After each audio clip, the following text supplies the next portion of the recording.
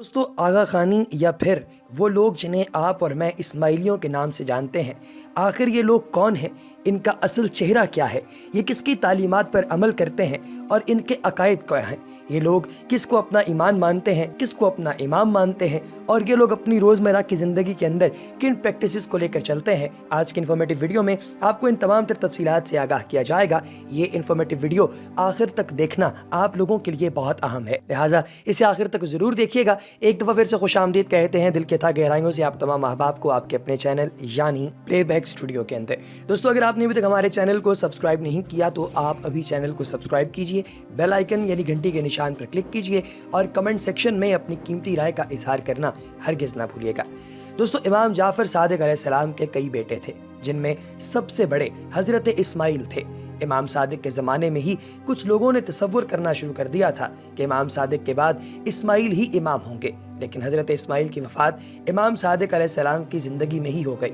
इमाम सादिक बाज़ लोगों के इस अक़ीदे को जानते थे कि इस्माइल को ही वो इमाम समझते हैं। चनाचे इमाम ने इस्माइल की वफ़ात के बाद उनका जनाजा लोगों को दिखाया और लोगों की मैयत में ही उनकी तजहीज़ व तकफ़ीन की, ताकि कोई इस्माइल की वफ़ात से इनकार न कर सके।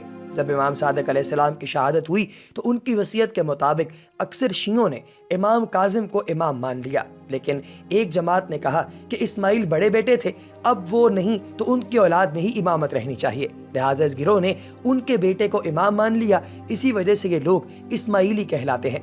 कुछ लोगों ने इमाम सादिक के एक और बेटे अब्दुल्ला अफ्ता को इमाम माना। ये लोग फतीह कहलाए। जिन लोगों ने इमाम जाफ़र सादिक की शहादत के बाद इमामत को हज़रत इस्माइल की नस्ल में मान लिया, तो आगे चलकर एक वक्त आया जब इन इस्माइल की औलाद में से एक शख्स मेहदी को मिस्र में खिलाफत मिली, जहां उसने इस्माइली खिलाफत को अपग्रेड किया और खिलाफत फ़ातिमी की बुनियाद रखी। ये खुलफा बहुत शान व शौकत से वहाँ हुक्मरानी करते रहे। काहिरा शहर और जामिअतुल अज़हर की बुनियाद इन्हीं इस्माइली खुलफा ने रखी थी और इस वक्त तक ये अमल बाअमल किस्म के शिया थे, लेकिन असना अशरी न थे। एक नस्ल में उनके यहाँ खिलाफत पर झगड़ा हुआ। मुस्ताली और नज़ार दो भाई थे। मुस्ताली को खिलाफत मिली, लेकिन लोगों में दो गिरोह हुए। एक ने मुस्ताली को इमाम बना लिया और एक गिरोह ने नज़ार को मान लिया। मुस्ताली को जो है वो मानने वालों को मुस्तालिया कहा जाता है, जो आजकल के बोहरा हैं, और नज़ात के मानने वालों को नज़ारिया कहा जाता है, जो आजकल के आगा खानी हैं। लेकिन चूँकि खिलाफत मुस्ताली को मिली तो नज़ारी फरार होकर ईरान आए और वहाँ कज़वीन नामी शहर को अपना ठिकाना बना लिया, जहाँ कई बरस तक जाहो हशम के साथ उन्होंने हुक्मरानी की। हसन बिन सबा के दौर में उनको उरूज हासिल हुआ और उनके फिदाइन की तहरीक बहुत कामयाब हुई और पूरी सरजमीन ईरान में अपनी दहशत उन्होंने बिठा दी। बाद में उनका इमाम हसन अली ज़िक्र सलाम आया, जिसने ज़ाहिरी शरीयत ख़त्म कर दी और सिर्फ बातिनी शरीयत बरकरार रखी। कहा जाता है कि 19 या 21 रमज़ान थी जब उस इमाम ने ज़ाहिरी शरीयत हटाई थी। उन्होंने अपने इमाम के हुक्म पर अपने रोज़े तोड़े और कहने वाले कहते हैं कि 19 या 21 रमज़ान थी जब इस इमाम ने ज़ाहिरी शरीयत हटा दी थी। दोस्तों, उसने रोज़े शराब से इफ्तार करवाए, क्योंकि उनके इमाम ने भी यही हुक्म दिया था कि ज़ाहिर शरीयत पर अमल करने की ज़रूरत नहीं है, अपने बातिन की तरबियत करो, यही काफ़ी है।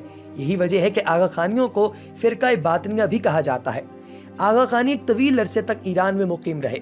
उनके इमाम को आगा खान का लक़ब भी ईरान के काजारी हुक्मरान ने दिया था। शाह ईरान ने आगा खान को किरमान के करीब महल्लात नामी जगह पर एक वसी जागीर भी अता कर रखी थी, जहां आगा खान मुकम्मल दाखिली खुदमुख्तारी के साथ हुकूमत करता था। यही वजह है कि उनके इस इमाम को आगा खान मोहल्लाई भी कहा जाता है। लेकिन अंग्रेज़ों की तहरीक पर आगा खान अव्वल ने ईरानी काजारी सल्तनत के खिलाफ बगावत कर दी, लेकिन जब उसको शिकस्त हुई तो भागकर हिंदुस्तान में पहले सिंध और फिर बम्बई शिफ्ट हुआ। अंग्रेज़ों ने उनको सर का खिताब दिया और बहुत इज्जत और तकरीम की। उनकी वफ़ात हिंदुस्तान में ही हुई और उनके बाद इमामत उनके बेटे को मिली, जो तहरीक पाकिस्तान के इब्तदाई रहनुमाओं में से रही है। सदरुद्दीन आगा खान की वफ़ात के बाद उनके बेटे की मौजूदगी में ही उन्होंने अपने होते हुए जो है वो प्रिंस करीम को जानशीन बनाया था, जिनकी वालदा यूरोपी थी और मगरबी बूदोबाश रखते थे। यही वजह है कि अब इस्माइलियों की इमामत का मरकज़ महल्लात किरमान से निकलकर बम्बई हिंदुस्तान आया और वहाँ से अब जो है वो मगरब मुंतकिल हो गया है। دوسری طرف بحریوں کی خلافت ایک طویل عرصے تک مصر میں رہی، لیکن صلیبی جنگوں کے زمانے میں صلاح الدین ایوبی نے پے در پے حملے کے بعد اس شیعہ اسماعیلی خلافت کو ایک طویل عرصے میں ہی ختم کر دیا، اور یہ حکومت بالکل اینڈ ہو گئی، ختم ہو گئی، اور اس کے بعد آگے نہیں پھیل سکی۔ جب مصر میں بحریوں کی امامت ختم ہوئی تو انہوں نے ہندوستان و یمن کو اپنا مرکز بنا لیا۔ البتہ یہ لوگ بعمل مسلمان ہیں اور پابندی سے نماز وغیرہ پڑھتے ہیں۔ ان کی امامت کا سلسلہ خلافت فاطمی کے ختم ہوتے ہی ختم ہو چکا ہے۔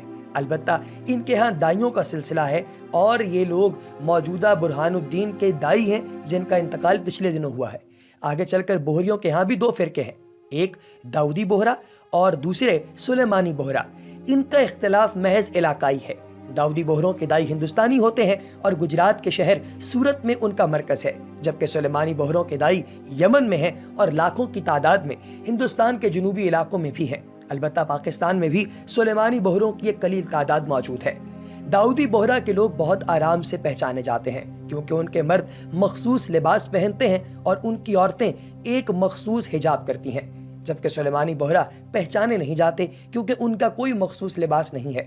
جہاں تک ان کے اسلام کا تعلق ہے، ایک مخصوص حجاب وہ لوگ کرتے ہیں، اور جو یہ لوگ ہیں ان میں کوئی شبہ نہیں ہے کہ یہ اپنے کسی بھی امام کو گالی نہیں دیتے۔ کہتے ہیں کہ ایک زمانے تک یہ امام موسیٰ کاظم کو گالیاں دیتے تھے، جو بقول ان کے امامت کو غصب کر بیٹھے، نعوذ باللہ، لیکن یہ روش انہوں نے چھوڑ دی تھی۔ تبھی آیت اللہ ابو الحسن اصفہانی کے دور میں ان کو نجف اور کرب و بلا کی زیارت کی اجازت دی گئی۔ وہاں موجود سریحوں اور حرم کی تعمیر اور چاندی سونے میں بحریوں نے کافی مدد کی۔ بحری اب بھی جوگ در جوگ کربلا اور نجف زیارت کے لیے جاتے ہیں، اور شیعہ مراکز کے دروازے بحریوں کے لیے کھلے ہیں۔ دوسری طرف آغا خانیوں کا اسلام اس لیے مشکوک ہے کیونکہ یہ ضروریات دین میں سے کئی چیزوں کے منکر ہیں۔ نماز کے بارے میں تو ہم نہیں کہہ سکتے کیونکہ یہ نماز سے انکار نہیں کرتے، لیکن نماز کا طریقہ الگ ہے۔ جو چیز ان کے اسلام کو مشکوک بناتی ہے وہ یہ ہے کہ یہ حلول کے عقیدے کو مانتے ہیں۔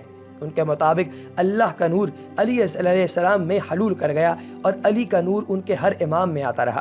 ان کے حساب سے پرنس کریم آغا خان اس وقت کا علی ہے، اور جب یہ لوگ یا علی مدد کہتے ہیں تو ان کی مراد ہماری طرح مولا علی نہیں ہوتے بلکہ پرنس کریم آغا خان ہوتے ہیں۔ لیکن ہمارے لوگ خوش فہمی کا شکار ہوتے ہیں، اور ان کو دیکھا دیکھی انہوں نے بھی سلام کے طور پر یا علی مدد کہنا شروع کر دیا۔